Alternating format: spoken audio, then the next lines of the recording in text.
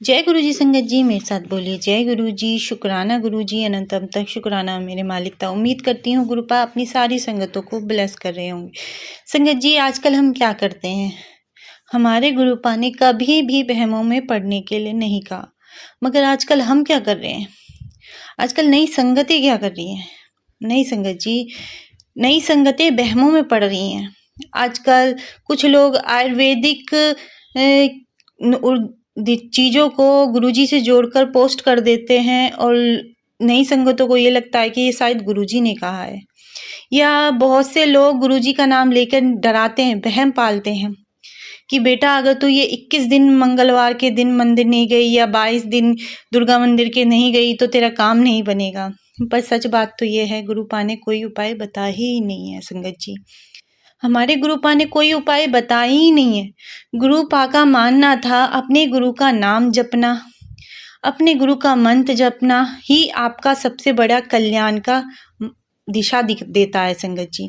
जितना हम अपने गुरु का मंत्र जाप करेंगे, जितना हम गुरु का नाम जप करेंगे ना, उतना ही हमारा कल्याण होता रहेगा और हमारी परेशानियां खत्म होती जाएंगी। हमारे गुरुजी हमारे कष्ट काटते रहेंगे। मगर आजकल हम क्या कर रहे हैं, हम वहमों में पड़ रहे हैं। नई संगतों को नहीं पता कि गुरुजी नहीं कह के गए हैं कुछ भी। गुरुजी ने हमें अपने गुरुपा से डरना नहीं है संगत जी। हमें अपने गुरुपा से प्रेम, दया और उनसे अपने कष्टों को कटवाने के लिए कहना है संगत जी। और गुरुपा ने तो कहा है, संगत ही मेरा परिवार है। मैंने अपनी एक एक संगत मोतियों की मालाओं की तरह चुनी है। तो संगत जी समझिए, कोई बाप कोई भी गुरुजी को ये नहीं कह सकता या गुरुजी के मैसेजों में ये नहीं डालेगा कि बेटा तूने अजय सत्संग नहीं सुना, आज तेरे बेटे की दिक्कत हो जाएगी या बेटे को एक्सीडेंट हो जाएगा। क्योंकि मैंने थंबनेल देखे हैं, अकाल मृत्यु का योग है, आज तेरे घर में एक अकाल मृत्यु जरूर। अरे क्यों होएगी, गुरुजी तो हमारे कष्टों को छोटे में काट देते हैं। जो किसी का एक्सीडेंट, बड़ा एक्सीडेंट होने वाला होता है ना, वो ऐसी छोटी मोटी गिर के चोट में काट देते हैं ताकि संगतों का कष्ट कट सके। तो जरा आप ही सोचिए संगत जी, क्या हमारे गुरुपा इतनी बड़ा दिक्कत देंगे? तो आप थंबनेलों पर ना जाएं संगत जी, कुछ व्यूज और उसके लिए अंदर ऊपर से ऐसे डाल देते हैं। जब आप अंदर सत्संग भी सुनोगे ना, तो उसमें ऐसा कुछ नहीं होगा कि जो आपको दिक्कत वाला लगे, मगर ऊपर की थंबनेल लाइन ही इतनी भयानक डाल देते हैं कुछ लोग। या कुछ ऐसी संगतें, नादान संगतें हैं, उनका भी हिसाब गुरुपा करेंगे, जो इस तरह के ब्लेसिंग मैसेज डाल देते हैं या इस तरह के थंबनेल डाल देते हैं संगत जी। क्योंकि हमारे गुरुपा कभी किसी संगत का बुरा नहीं चाहते हैं संगत जी, और ना कभी चाहेंगे। कि वो तो हमेशा अपनी संगतों को ब्लेस करने वास्ते उनके कष्ट काटने ही बैठे हैं संगत जी। बस अपना सर्व चिंतन मन से अपने गुरुपा पर आत्मसमर्पण कीजिए, तो हमारे गुरुपा आप सभी संगतों को ब्लेस करेंगे संगत जी। सबसे अच्छा उपाय ना कि हम कैसे जाने गुरुपा को, ओल्ड संगत। आज मैं भारती संगत जी, इंदू आंटी का सत्संग है, इंदू भारती आंटी का सत्संग है जो मैं लेकर आई हूँ। तो इसे पूरा सुनना, इस सत्संग से सुनना कि गुरुजी कैसे हमारे दिमाग को और दिल को कैसे एक करके चलते हैं और कैसे हमारी चीज़ों को सही करते हैं। इसलिए संगत जी सत्संग पूरा सुनना। जय गुरु जी, शुक्राना गुरु जी, ताकि आपके दिमाग में जो भ्रम है वो दूर हो सके। इसे जय गुरु जी, शुक्राना गुरु जी। सत्संग शेयर करूंगी। सबसे पहले मैं आपको ये बताऊंगी कि मैं गुरुजी के साथ में कैसे जुड़ी, गुरुजी के साथ मेरी जर्नी कैसे स्टार्ट हुई। संगत जी, मैं मतलब I am a very practical girl. मुझे लगता था कि चीजें होती हैं, भगवान होता है, बट किसी ने देखा नहीं है। हम सिर्फ उनको फील कर सकते हैं, उनकी ब्लेसिंग्स को फील कर सकते हैं। तो मैं बहुत ज्यादा पूजा पाठ या उन सब चीजों में बिलीव नहीं करती थी। मैं अपने कर्मास पर बिलीव करती थी कि जब हमारे कर्म अच्छे होंगे तो हमारी चीजें अच्छी होंगी। संगत जी, मैं गुरुजी को नहीं जानती थी। मुझे तो इवन पता भी नहीं था कि गुरुजी हैं या गुरुजी कहाँ पर है, मुझे कुछ भी नहीं पता था। मेरी मम्मा गुरुजी के साथ में अटैच हुई थी और फेसबुक के माध्यम से वो अटैच हुई थी। वो फेसबुक पे गुरुजी की लाइव पोस्ट देखा करती थी, लाइव सत्संग देखा करती थी। एक दिन जब गुरुजी का बर्थडे वाला दिन था, 7 जुलाई का दिन था, तो मम्मा ने शायद बड़े मंदिर से गुरुजी की पूरा वहाँ पर उनका बर्थडे सेलिब्रेशन के पोस्ट देखे।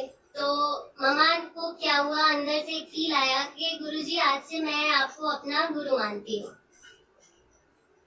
मम्मा ने उनको फेसबुक पर ही गुरु मान लिया, जबकि मम्मा को भी नहीं पता था। मम्मा ये सोचती थी कि गुरुजी इज स्टिल अलाइव, वो आज भी हैं और शायद दिल्ली के मंदिर में वो गुरुजी रहते हैं। तो मम्मा का ये थॉट था कि मैंने गुरुजी आज से आपको गुरुजी मान लिया और मैं दिल्ली आकर आपसे गुरु मंत्र लेके, जो एक नॉर्मल होता है, हमें लगता है कि हाँ गुरु अगर हम बना रहे हैं तो भाई हमें गुरु मंत्र लेना है और गुरुजी का पूजा करना है। तो मम्मा ने भी वही किया। फेसबुक पे मम्मा ने गुरुजी को अपना गुरु मान लिया और गुरुजी से बोला कि गुरुजी आज आप जो हो मेरे गुरु हो आज से, और मैं आपको गुरु मानती हूँ और ऐसे ऐसे मैं आपके पास मंदिर आके मिलना चाहती हूँ। ठीक है। तो मैं जॉब से आई, मम्मा ने मुझे बोला कि ऐसे ऐसे मुझे गुरुजी के मंदिर जाना है। संगत जी, मुझे हम लोगों को गुरुजी से जुड़े हुए आज 4 साल हो गए।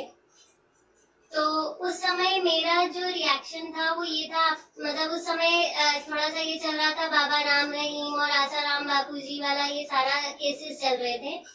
तो द मोमेंट मेरी मम्मा मेरे पास आई और मुझे बोली कि नहीं मुझे गुरुजी के पास जाना है, मैंने गुरुजी बना लिया, तो मेरे माइंड में यही थॉट था कि पता नहीं अब मेरी मम्मा किस बाबा के चक्कर में पड़ गई है और पता नहीं कौन है, अब पता नहीं किसके उसमें ये जाके चीजें करना चाह रही हैं। तो गुरुजी संगत जी, मैंने उस समय तो मम्मा को टालने के लिए बोल दिया कि ठीक है मम्मा हम चलेंगे। मैं अभी गुरुजी को नहीं जानती थी, मुझे ये भी नहीं पता था कि मम्मा किस गुरुजी के बारे में बात कर रही हैं, कौन गुरुजी हैं, कैसे दिखते हैं, मुझे कुछ भी नहीं पता था संगत जी। मैं रात को सोती हूँ, मेरी ड्रीम में एक बिल्कुल गुरुजी के स्वरूप की तरह एक व्यक्ति आते हैं, एक पर्सन आते हैं, वो बिल्कुल हूबहू गुरुजी की तरह दिखते हैं और मुझे आके कहते हैं की गल है कुड़िए, तू अपनी मां नू लेके नहीं आना मेरे कोल। तो आई वॉज शॉक्ड। मैं सुबह मॉर्निंग में उठती हूँ, मैं मम्मा से बोलती हूँ कि मम्मा पता नहीं मेरे ड्रीम में एक लंबे चौड़े से आदमी आए थे जो इस तरीके से दिखते थे और ऐसा ऐसा उन्होंने मुझे बोला। तो मम्मा मुझे बोली, उन्होंने तुरंत अपना जो है मोबाइल खोला, क्योंकि हमारे पास गुरुजी का कोई स्वरूप नहीं था, कोई उनका ऐसा हमारे पास चीजें नहीं थी। तो मम्मा ने शायद उनका एक स्वरूप अपने मोबाइल में सेव करके रखा हुआ था। तो मम्मा ने मुझे वो स्वरूप अपना मोबाइल से खोल के दिखाया और बोली क्या वो ये थे? तो मैंने कहा हाँ मम्मा ये तो बिल्कुल यही थे। तो मम्मा बोली ये तो गुरुजी हैं। तो संगत जी, आई वॉज टोटली शॉक्ड कि मैं जिस इंसान को मैंने कभी देखा नहीं, मैंने कभी उसके बारे में सोचा नहीं, जिस पे मैं कभी बिलीव करती नहीं थी, मैं मतलब I am literally a very practical girl, मैं चीजों पे जल्दी बिलीव नहीं करती हूँ। तो मैं शॉक्ड हो गई कि ऐसा कैसे हो सकता है। लेकिन शायद संगत जी वो गुरुजी की मर्जी थी, गुरुजी चाहते थे कि मैं उनके पास जाऊं और उन्होंने सबसे पहले मेरी मम्मा को ब्लेस किया, मम्मा के माध्यम से उन्होंने मुझे अपने पास बुलाया और उसके बाद तो गुरुजी ने जो अपनी ब्लेसिंग्स देते चले गए, जो अनलिमिटेड है, काउंटलेस है, मैं गिनती भी नहीं कर सकती हूँ कि जितना मुझे गुरुजी ने ब्लेस किया है। उसके बाद संगत जी मेरा थोड़ा सा माइंडसेट चेंज हुआ। मैंने मम्मा को बोला कि ठीक है मम्मा हम गुरुजी के पास चलेंगे। संगत जी हमने टिकट का रिजर्वेशन कराया। अभी हमें ये भी नहीं पता था कि गुरुजी का मंदिर है कहाँ पर, गुरुजी के मंदिर पहुँचना कैसे है, क्या रास्ता है, हम कुछ भी नहीं जानते थे। We are totally unknown to the things, हमें कुछ भी नहीं पता था। लेकिन हम गए क्यों? क्योंकि गुरुजी की मर्जी थी, गुरुजी चाहते थे कि हम वहाँ पर आए। हम संगत जी दिल्ली पहुँचे। दिल्ली पहुँच के हम मतलब पूछ के लोगों से जान के, वहाँ ऑटो वगैरह से पूछ के हम किसी तरीके से गुरुजी के मंदिर पहुँचे।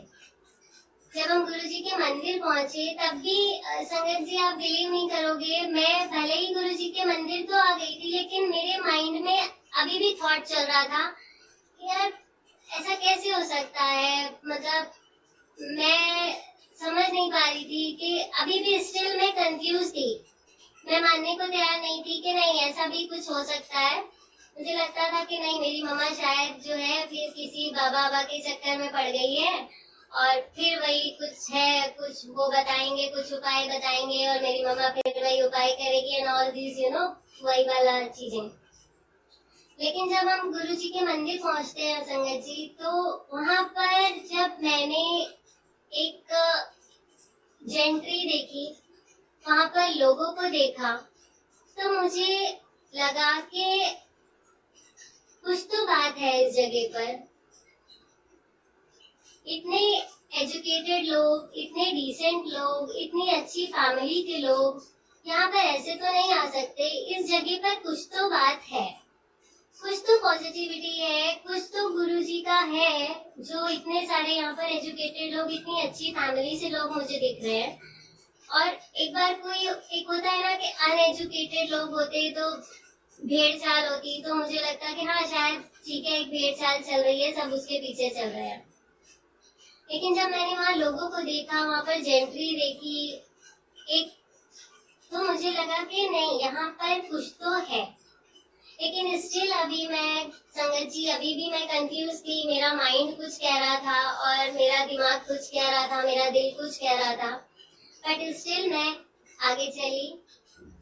और संगत जी आप बिलीव नहीं मानोगे, जब मैं मंदिर के अंदर पहुंची तो एक अलग सी वाइब्स थी, एक अलग सा ऑरा था वहाँ पे, एक अलग सा एनवायरनमेंट था। ऐसे लग रहा था कि जैसे मैं सच में किसी स्वर्ग में पहुंच गई हूँ। लेकिन कहते हैं ना कि हम प्रैक्टिकल लोगों की सोच, हमारी सोच ही अलग होती है। दिमाग अलग दौड़ता है, दिल अलग दौड़ता है, दिमाग ज्यादा सोचता है, दिल कम सोचता है, वो वाला चीज हो जाता है। लेकिन संगत जी जब मैंने गुरु जी की समाधि पे मत्था टेका, दर्शन किए, तब तक तो सब वैसे ही थी, मैं नॉर्मल थी। लेकिन जब मैं गुरु जी के दरबार में पहुंची, गुरु जी की गद्दी के आगे पहुंची, गुरु जी के सामने पहुंची, तो संगत जी आप बिलीव नहीं मानोगे, लिटरली मुझे ये फील हुआ कि मेरे सामने साक्षात भगवान बैठे हैं। साक्षात भगवान ने मुझे अपने सामने बुलाया है और मेरा उन्होंने एक कह सकते हो कि मेरे उस एटीट्यूड को, मेरे उस नेचर को उन्होंने तोड़ा कि देख तू जो सोचती है वैसा नहीं है, ईश्वर साक्षात है, बस तुझे उसको महसूस करने की जरूरत है। वो तेरे आसपास ही है, हमेशा तेरे साथ है, तुझे बस उसे देखने की जरूरत है। और गुरुजी कहते थे ना कि अपनी ईगो को साइड रख के, अपने दिमाग को साइड रख के तब मेरे पास आना। लेकिन संगत जी मैंने गलती करी थी, मैं अपना दिमाग लेके उनके पास पहुंची थी और गुरुजी ने वही चीज मुझे रियलाइज कराई कि नहीं, तू जो सोच रही है वो गलत है, तेरी दिमाग की सोच से भी आगे गुरुजी की सोच है। और संगत जी जब मैं गुरुजी के सामने बैठी तो I was crying crying crying, मेरी आंख से सिर्फ आंसू आंसू आंसू ही गिर रहे थे। ऐसा लग रहा था कि जैसे साक्षात भगवान मेरे सामने बैठ गए हैं और मैं उनसे अपने दिल की चीजें बोलती चली जा रही हूँ और उनसे एक क्षमा मांग रही हूँ कि हे ईश्वर, हे गुरुजी, मुझे क्षमा करिएगा कि मैंने आपको जज करने की कोशिश करी, मैंने अपना आपकी चीजों में दिमाग लगाने की कोशिश करी। मेरी तो इतनी तथा भी नहीं है कि गुरुजी हमारा संगत जी इतनी तथा भी नहीं है कि हम गुरुजी के आगे कुछ सोच पाए। We are blank. Guruji is a father for us, Guruji is a mother for us, और मैंने वहां पर खुद को सरेंडर कर दिया।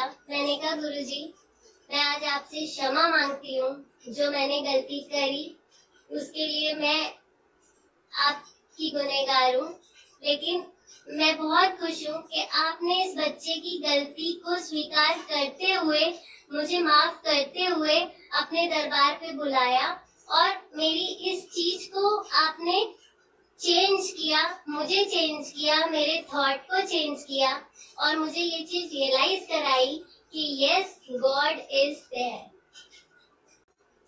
और संगत जी, तब से लेके आज तक गुरुजी ने मेरी लाइफ ही चेंज कर दी। Everything is changed, my life is changed, my thoughts are changed, everything is changed. He blessed me a lot, a lot, a lot. ऐसा कोई मोमेंट नहीं है जब गुरुजी मेरे साथ नहीं होते। बस एक दोस्त की तरीके उनको जाकर अपनी प्रॉब्लम आप लोग बता के देखिए। Believe me, Guruji is always there.